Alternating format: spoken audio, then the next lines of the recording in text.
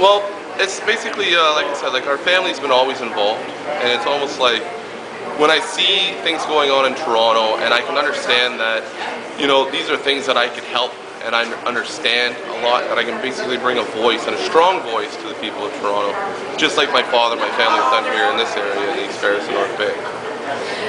Is there a sense at home, I guess, talking with your parents and your sister, is there that aha moment or something where you go, yeah, this is really what our family does and I need to be part of it? And you know what?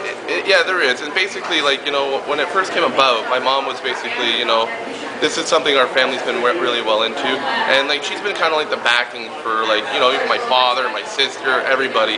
And, when there's ever an issue, you come to your mom. And the thing is that she's basically been a lot of the person who basically holds us strong and doing a lot of work in the community, through the Corbeil Busy Bees, that type of thing. And that sense of strong community, this is where, East Ferris is where my mom was born and grown up, and that's where it all started.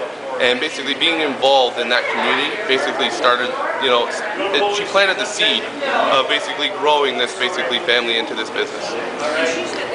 A lot of challenges though in Toronto. I mean, you don't have the name that your sister had coming into North Bay, etc. So what do you do, and how do you make your mark?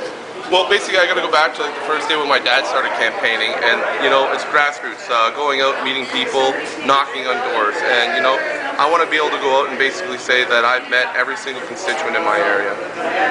That's a tough goal. You have 30-some odd thousand people. It's just a little under what North Bay has to actually shake everybody's hand and introduce yourself. And language barriers are going to be an issue. I've got a lot of friends in Toronto already willing to jump on board and give me a hand. We have basically what we want to call a street team. And before I went into the race, I had to approach every single one of my friends saying, I'm going to be counting on you to help me with this. And hordes on hordes of people have been coming through saying when you need us, what time, where, when. And they're willing to help promote my name into the people, and then basically just get us all out there and basically just try to self-promote everything like that. But at a grassroots level, knocking on doors and basically just shaking hands and meeting the people and listening to the people and what type of information, what do they want to present to the City Hall. One thing I find that the City of Toronto forgets a lot in other councillors is that they're representing the people to City Hall, they're not representing City Hall to the people. And bringing that basically mentality, I think, will be a big change and a big effort inside my election campaign.